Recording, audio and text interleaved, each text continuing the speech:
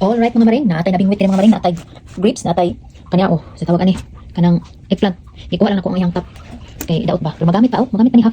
Natay grapes, itlog, natay kuha powder, unsweetened, natay pan nga asa man English muffins daw siya mga maring, full wet. See? Natay mango, natay pang shake ani mga maring. Mango nga naka-ice baby pa siya mga maring.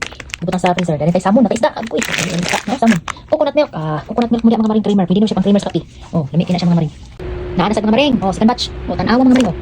Kumana kung papakita datong sa isa na to kakuan karon diri na sa mga maring. Di man bagay ko sila misaw. Natay manok. Kuy auto manok mga maring. Naka-ice baby pa mga maring. Natay kanyo kape. Ako'y dagko kita kape. Organic coconut flakes. Kuy, lami na siya maghimo bitaw ka ng brown nga suman. Dengan coconut flakes. Dali mga maring. Dayon.